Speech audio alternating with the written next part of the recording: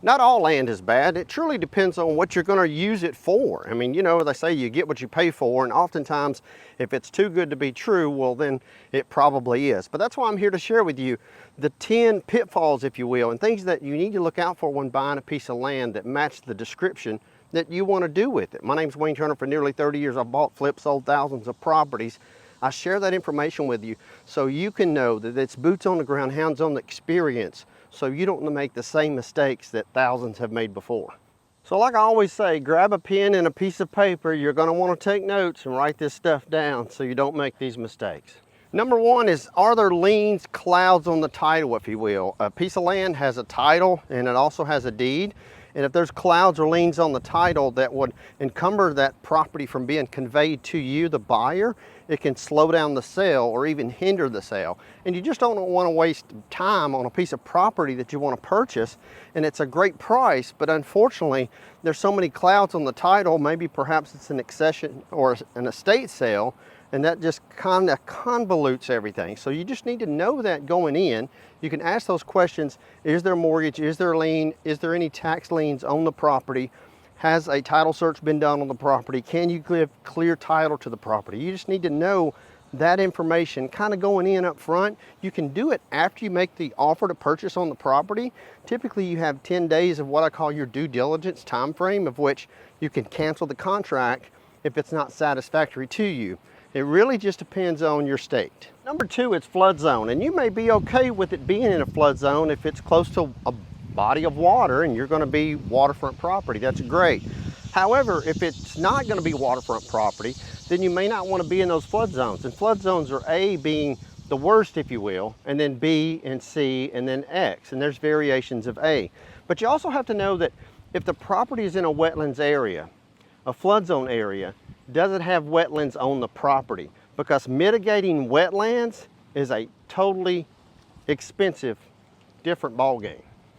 Now, number three is actually having a survey. You got to ask the seller, do they have a survey for the property? If they've got a survey, take that survey and walk the land. I always tell people not only walk the land while it's daylight, walk it in the dark, walk it in the evening, walk it in the morning, but most importantly, walk it when there's been a rain. Is there any waters, creeks, streams, or anything like that on the property?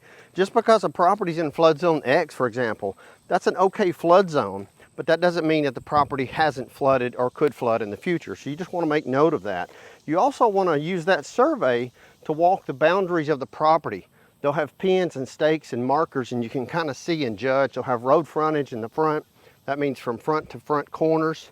And then they'll also, when you're walking the property, you'll see whether or not there's any encroachments on the property. In other words, is there a fence on the property that the neighbor put on the property? I've seen all of this happen. It can be an absolute disaster. You just want to make sure that you know that you know that you know before you sign on the dotted line in blue ink, and that becomes your property, that you're not going to have to deal with any headaches. Now, number four, it's good to know if the property has a water and a sewer tap. When you go to put a structure on the property, whether it be a single wide, double wide, you're going to build a tiny house, anything that's going to have what they call white water, gray water, black water, you know, rolling through the drains, you got to have water, access to the water, and you got to have a sewer system. And you got to make sure and just know up front, are there taps? And that's what they call it. They call it tapping into the sewer line, tapping into the water line. How far is it away? Is it there? Is it not there? How much is it going to cost you to run those lines? You can do a lot of that during your due diligence period, but it's important to ask those questions. Does the property in fact have city water, city sewer, county water, parish sewer on the property or adjacent to the property that you can connect to? If not, you have to look into the other option, and that would be whether or not you can put a septic and a well on the property.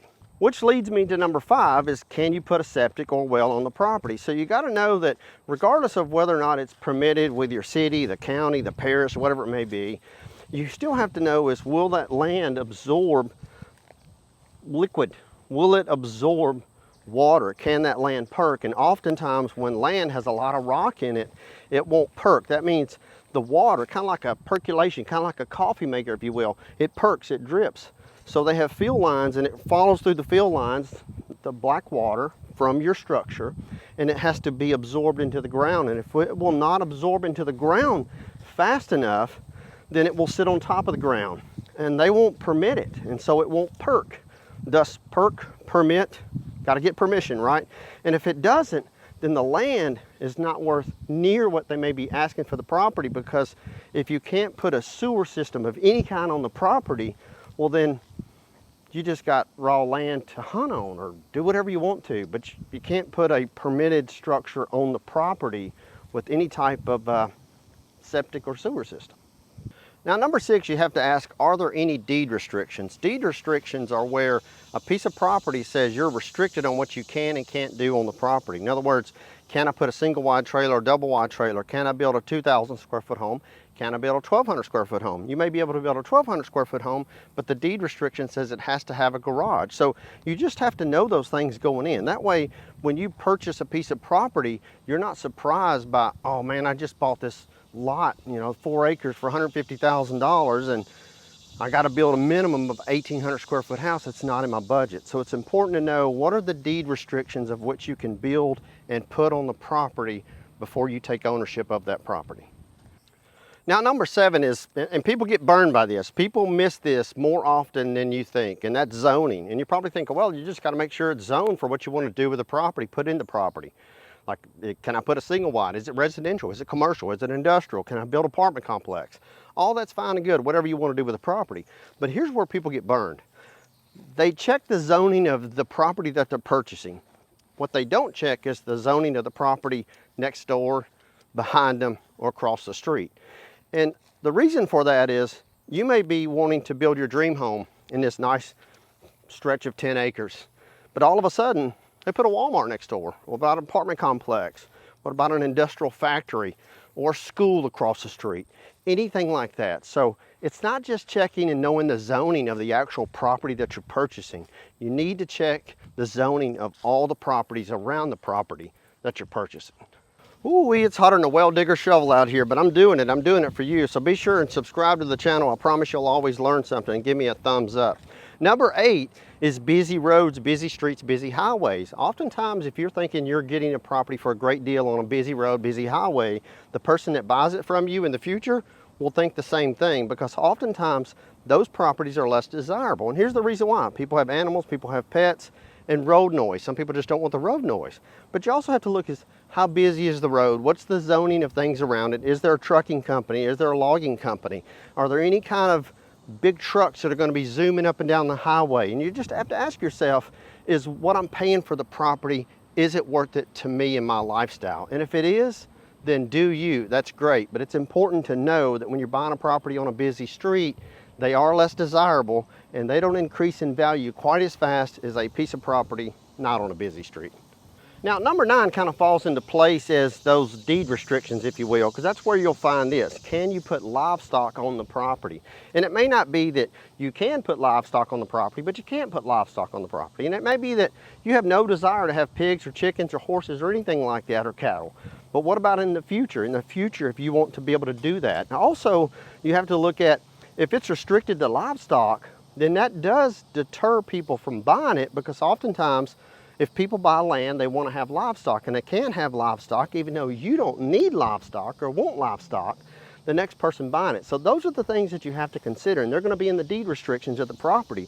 They will basically say, hey, if you want to buy my piece of land, you want to buy my property, I'm telling you right now, you can't have pigs in this area. And believe it or not, that happens more often than you realize. Now, number 10 is mineral rights, but hang in there with me. I just thought of another one I want to share with you after number 10. We'll make that number 11. I do enjoy doing these videos, and it's fun to share my decades of experience in this business. Plus, I get a little exercise in. Number 10, I forgot number 10. Why'd you forget number 10?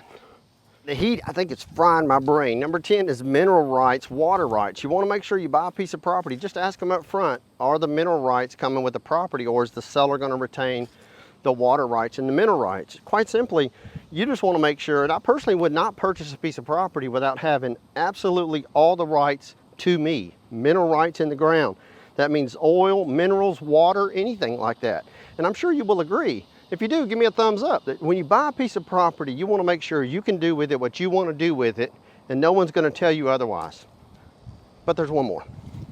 Now you're probably thinking, good Lord, Wayne, I didn't realize there was that many hurdles or that many mistakes and things that can go wrong. Believe it or not, there's more than 11, but here's 11, I just off the top of my head. 11 is, can you subdivide the property? So you have to ask yourself, I don't want to subdivide it, Wayne. I never want to subdivide it. But you have to also say, well, what if I go to sell it? I always tell people, think into the future. Can you build what you want to build? What are the restrictions? Can you put livestock on the property, even though you don't want livestock? Can you put a well? Can you put a septic? What about the sewer tap? All of that information, can you subdivide the property, is so important when you're buying a piece of land. And it really doesn't mean you're just buying a piece of raw land. It can have a house, a structure, a trailer, whatever it may be on the property.